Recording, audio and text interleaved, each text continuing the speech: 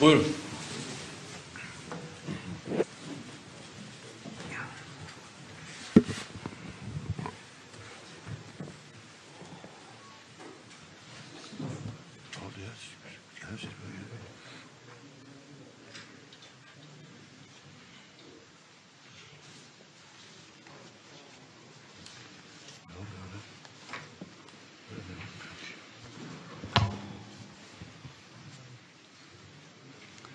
Değerli basın mensupları, kıymetli arkadaşlar, sizleri en kalbi duygularımla, muhabbetle selamlıyorum.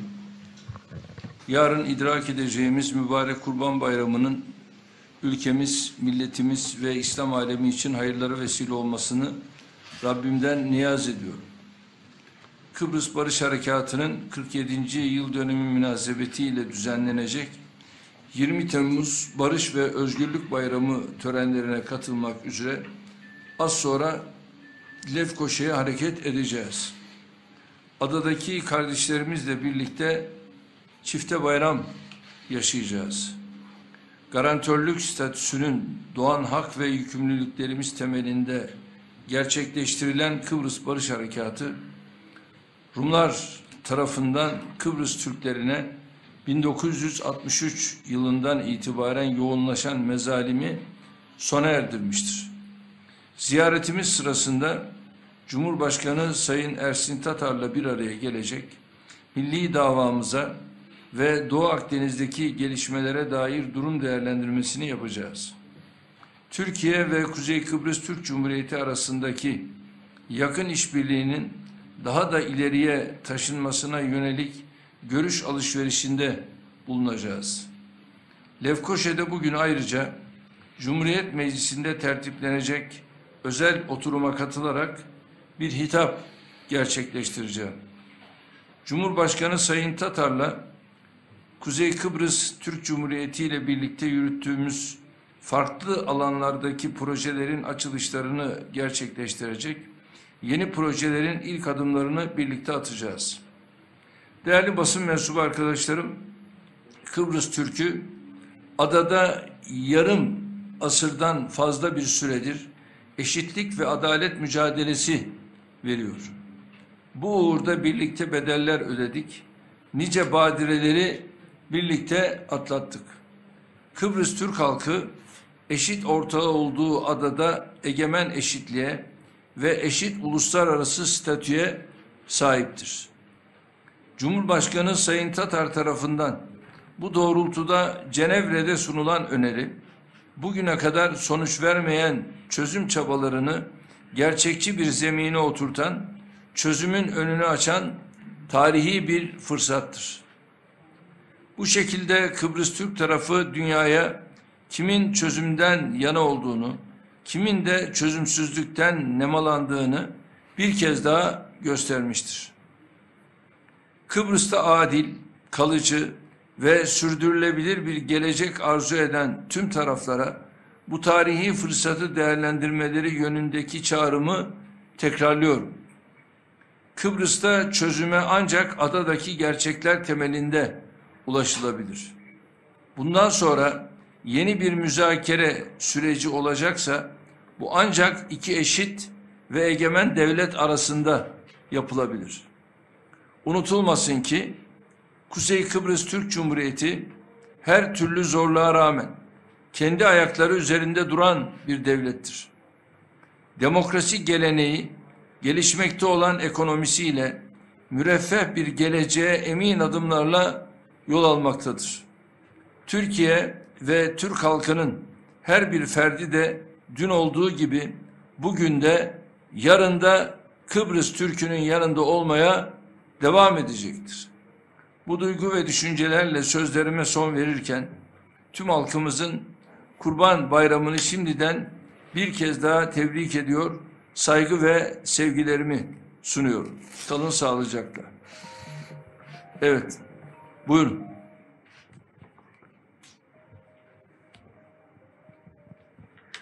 Efendim, Cuma günü bir müjdem olacak demiştiniz Kıbrıs'ta. Tabii ki merakla bekleniyor kamuoyunda da. Ufak da olsa bir ipucu var mı? Bu konuda çeşitli senaryolar da konuşuldu. Bir ipucu verebilecek misiniz? Teşekkür ederim. Biraz sonra Kuzey Kıbrıs Parlamentosu'nda yapacağım konuşmada inşallah orada açıklayacağım. Şimdi burada bunu açıklarsam o zaman Kıbrıs Parlamentosu'ndaki konuşmam boşa geçer.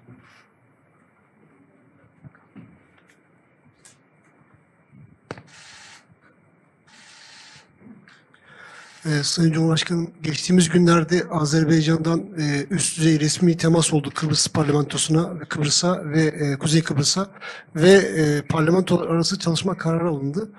Bundan sonraki süreçte başka ülkelerden de üst düzey bu şekilde bir temaslar olmasını bekliyor musunuz? Bu konuda ne söylemek istersiniz? Yani bu her dem özellikle başta Azerbaycan olmak üzere dünyanın değişik ülkelerinden burayla bu tür temasların üst düzeyde kurulması, geliştirilmesi, bu bizim gayretlerimiz, çalışmamızdır. Bunları devam ettireceğiz. Tabii benzer bu noktadaki çalışmaları biz biliyorsunuz nerede mağdur mazlum ülkeler varsa hepsi için yapıyoruz. İşte örneğin bunlardan bir tanesi de Kosova'dır.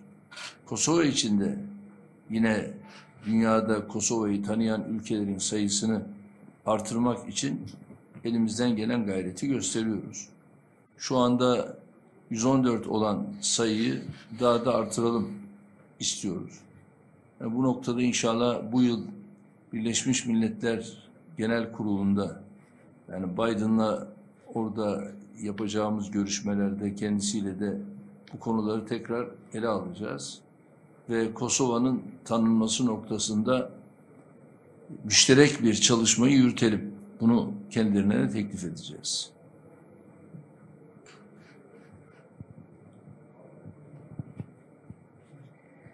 Efendim, ziyaretimiz öncesi Yunanistan'dan adada Maskeyi indir çözümü... istersen ya.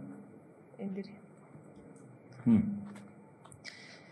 Ziyaretiniz öncesi Yunanistan'dan adada çözümü önleyici ve gerilimi arttırıcı açıklamalarla aynı zamanda Güney Kıbrıs basınında da çıkan bazı haberler yer aldı. Yunan yetkililer Kıbrıs'a yönelik iki devletli çözüm yoktur, Kıbrıs sorununun çözümü adayı birleştirmektir yönünde oldu. Güney Kıbrıs basınında da aşağı Pirgon'un 20 kilometre açıklarında devreye gezen Güney Kıbrıs Rum yönetimine ait bir sahil güvenlik gemisinin bir Türk gemisine uyarı ateşi açtı ve onu kovaladığına yönelik iddialar yer aldı. Bu süreci nasıl değerlendiriyorsunuz? Neler söyleyeceksiniz? Böyle bir haber çıktı Sayın Baş, böyle bir şey yok. İkazım takip ayrıldılar oradan, terk ettiler. Evet, Savunma Bakanım diyor ki öyle bir haber çıktı ama diyor bunun gerçekle alakası yok diyor. Yani öyle bir yanlışın içine girmeleri onları çok çok zora sokar. Biliyorsunuz bunlara bizim asla tahammülümüz olmaz. Gereğini ise anında gereğini de yaparız. Ve şu anda Cenevre'deki toplantılarda zaten Ersin Bey'in de orada çok açık söylediği gibi, sürekli bizim Dışişleri Bakanımızın da söylediği gibi, biz bir defa eşit, egemen iki devletli çözümden bahsediyoruz. Bundan yanayız. Çünkü biz 40 senemizi, 50 senemizi onların söyledikleriyle geçirdik, bir netice alamadık. O devir bitti, kapandı artık. Bundan sonra eşit, egemen iki devletli çözüm. Ve bir diğeri de tabii azınlık felsefesini de ne yapmıyoruz? Kabul etmiyoruz. Böyle bir şey de yok.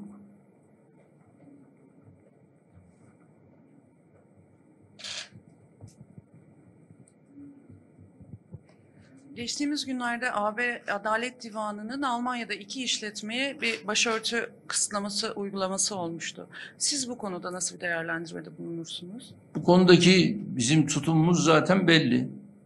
Yani Adalet Divanı'yla ilgili bu atılan adım, söylenen sözler, bu konuda parti sözcümüzün gayet açık, net, güzel bir açıklaması da var. Yani bunun bir defa özellikle bu Adalet Divanı ismini değiştirmesi lazım. Bunun Adalet Divanı'yla yakından, uzaktan alakası yok. Bunların Adalet Divanı olduklarını ispat edebilmeleri için önce inanç özgürlüğü nedir? Bunu öğrenmeleri lazım. İnanç özgürlüğünden anlamayan bir Adalet Divanı olamaz. Bunların bir defa bunu öğrenmeleri lazım. Bunları anlamaları lazım. Bu lafı gitsinler aynen kipa takanlar için de söylesinler. Acaba kipayı takanlar için bu tür bir şey söyleyebilirler mi? İnancının gereği neyse, inancının gereğini yerine getiren Müslümanlara böyle bir yakıştırmayı yapmak ne Adalet Divanı'nın veyahut da ne başka tür divanların hakkı da değildir, yetkisinde de değildir. Örneğini verdim. Önce gitsinler, kipayla ilgili kararlarını da bir gözden geçirsinler.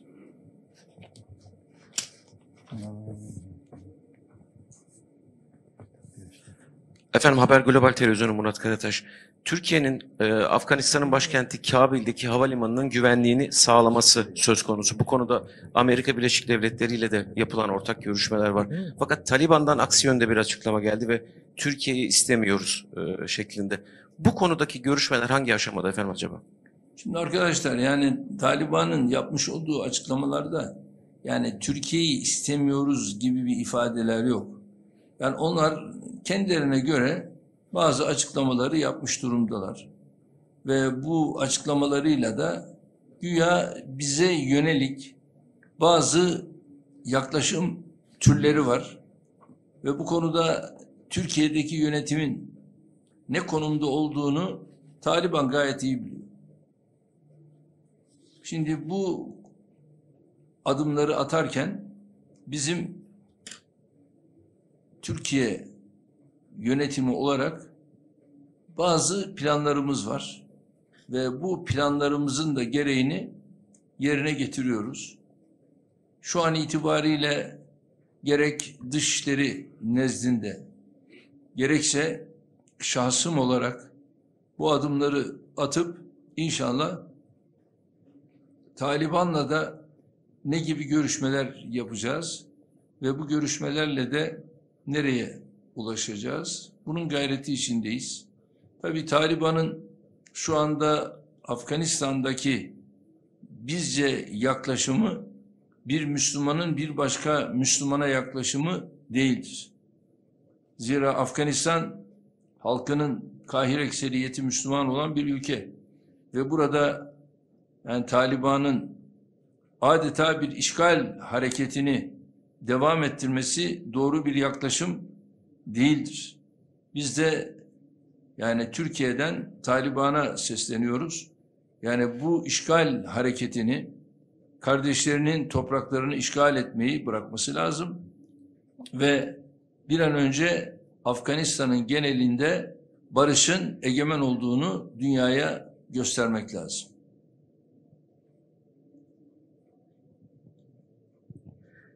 Efendim, koronavirüsle mücadele Türkiye'de devam ediyor. Ancak Delta varyantı kapsamında vaka sayılarının yükselmeye başladığı görülüyor. Aşılama oranının da yükselmesiyle birlikte insanlar maske konusunda duyarlılığını biraz yitirdi. Çok sayıda maske takmayan insan sokaklarda karşımıza çıkıyor. Sizin bir çağrınız olur mu? Değerlendirmeniz nedir? Teşekkür ederim. Tabii öncelikle benim burada sizler vasıtasıyla tüm halkıma seslenmem şudur. Yani gerçekten maske, mesafe kuralı devam etmeli. Yani bundan taviz verilmesi doğru değil. Ama bütün bunlarla beraber yine de bakın işte dükkanlar açılsın, lokantalar açılsın, buralarda artık çalışmalar başlasın dendi. Biz de bunları kale aldık ve açılması noktasında bu adımı attık. Attık da ne oldu? İşte sizin de ifade ettiğiniz gibi hemen rakamlar, oranlar yükselmeye başladı. Bakın şimdi dün evvelsi gün işte vefat sayılarında bir düşüş oldu. Ama dün itibariyle tekrar vefat sayıları da ciddi manada arttı. Yanılmıyorsam 77'ye falan çıktı. Öbür tarafta tabii çok daha önemlisi rakam, yani 7.000'leri falan tekrar yakaladı. Şimdi bu bizim için bir tehdittir. Bu tehdide fırsat vermemek gerekiyor. Öyleyse yapmamız gereken nedir? Yani toplu bulunduğumuz mekanlarda kesinlikle bu mesafeye ve maske kuralına çok çok dikkat etmemiz gerekiyor. Aşı konusunda ise aşının önünü zaten şu anda açmış bulunuyoruz. Aşı olmayanlar aşısını muhakkak yaptırmalı ve kendi aşımızı da inşallah yıl sonuna kadar üretmek suretiyle bir defa aşıda ihtiyaç veya dışarıdan gelir mi gelmez mi böyle bir sıkıntıya girmeden inşallah bunu da çözmüş olacağız. Ama sağdan soldan yapılan bu olumsuz propagandalara kanmadan aşılarımızı da yaptırmalıyız ki o bizim için önemli bir teminattır, garantidir. Evet, çok teşekkür ediyorum. Sağ olun. Şimdiden Kurban Bayramınızı tebrik ediyorum. Rabbim nice bayramlara hayırlısıyla bizleri kavuştursun inşallah.